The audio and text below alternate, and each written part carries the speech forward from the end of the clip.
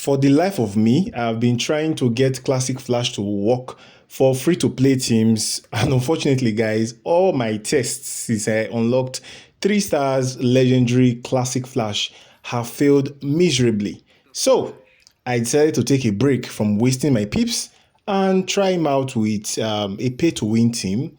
Pay-to-win, obviously, because of the beta club. So, I'm not going to be using Classic Flash as a damage dealer, not at 3 stars, but there's a character I've had for some time, but I've not really developed, so I decided to develop him. He doesn't really fit into any of my top 10 teams for solo raids, even with beta club, but I decided, okay, let me give him a try using a Classic Flash passive.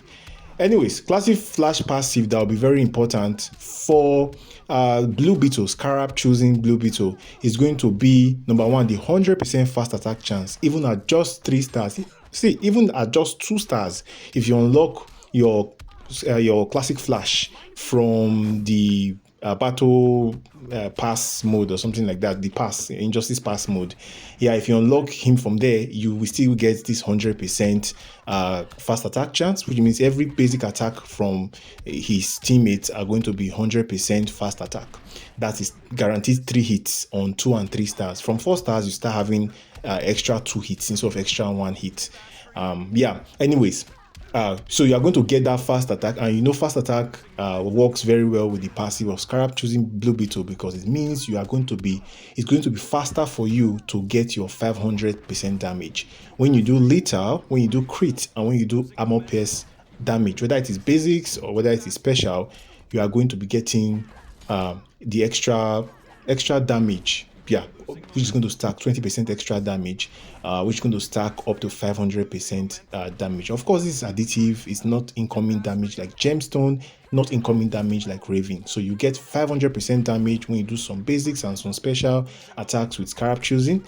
Then you are also going to get the super move. You are going to get extra fast attack damage for each of those 3 modes you've unlocked. So when after 30 hits at 7 stars, after 30 hits, you are going to get 70% crit chance. After another 30 hits, you are going to get, you're going to first get, I think it's lethal first.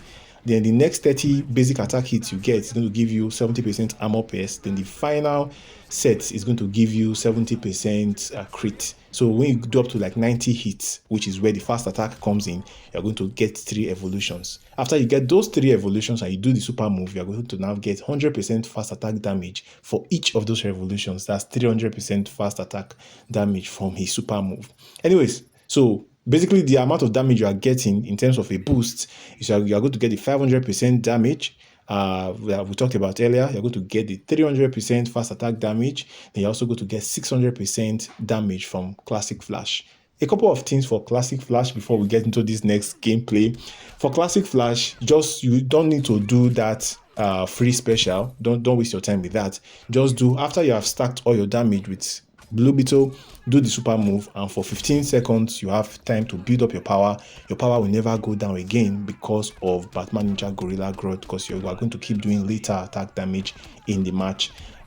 Yeah, and also if you want to spam your special one thing I've noticed is that for the first 1 or 2 special ones you're going to do basic attack into special one.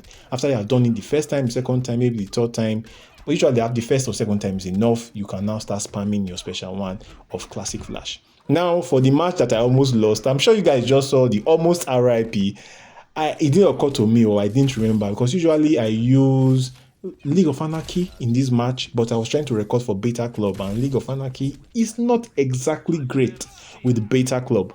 So I went to do this match with that Stun Reflect, which I would have gotten if I'd used League of Anarchy, and you guys just saw, I almost had my, what was his name, Mr. Freeze. He almost got destroyed, sent to oblivion, because he was getting infinite stunned.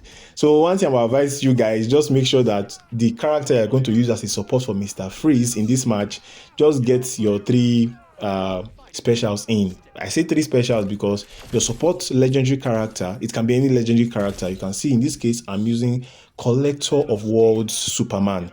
It can be any legendary character. As long as I think I would say any legendary character that the specials are fast is ideal for Zatana's puppet. So you just need them to apply that 50 negative effect. But in this particular match, what I needed to do was to do 3 specials with my clock corrector. Oh no, my Jesus.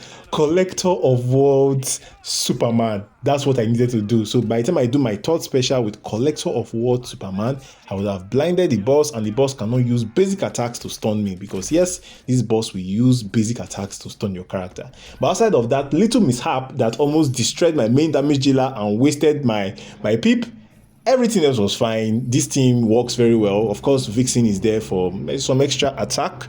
The extra attack, I would say, it's good. Not that special. Doesn't do much for you, but it's good to have. Let's put it like that. Vixen is a better support here than using classic Wonder Woman, because her passive doesn't stack with an ascended Mr. Freeze. If your Mr. Freeze is not ascended, then I'll say, okay, you can use classic Wonder Woman as the third character.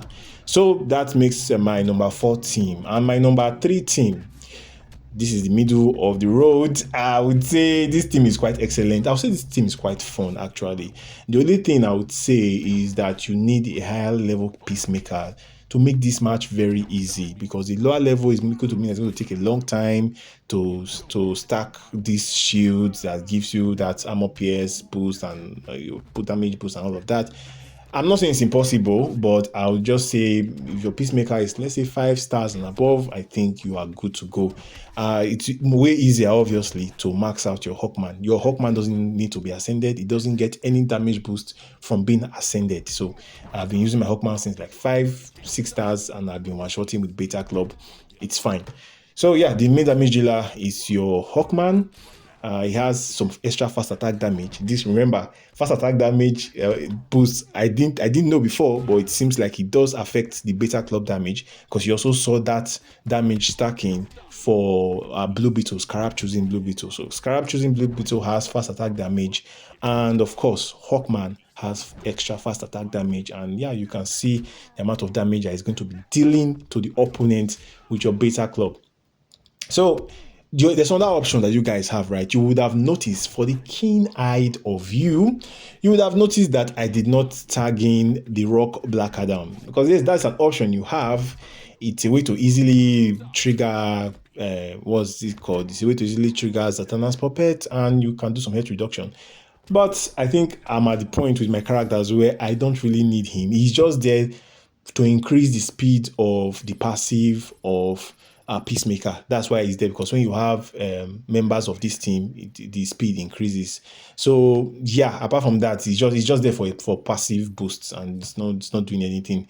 It doesn't need to be tagged in. But you, maybe if your Peacemaker is not high enough, you want to just quickly get some quick damage, maybe you can just start the match by tagging in the Rock Black Adam, and I think, yeah, you will also be fine. But I used to do that, but now I just don't care anymore. I can even say, if you wish, you can actually remove the Rock Black Adam and even put classic Wonder Woman there as well. Now, for my number 2 team, I really love this team simply because this is a pure gold team. This is 100% gold, no legendary. Every character here can easily be gotten from the arena season. Very easy to build, and some of these characters you can even get from the arena store, I believe, with their gears. I think maybe not Robin King, but for...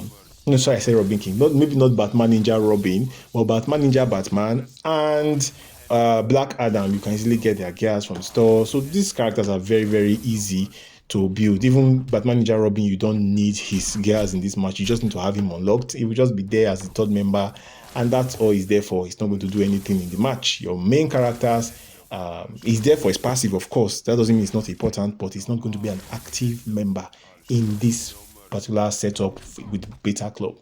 Now you're just going to use your Beta Club on Batman Ninja Batman, and you're going to use your Zatana's puppet on your Black Adam. You would notice by now that there's a recurring theme for most of these teams I'm using, if not all. I guess, yeah, for Blue Beetle, there is the Zatana's puppet support character, which is a classic Flash.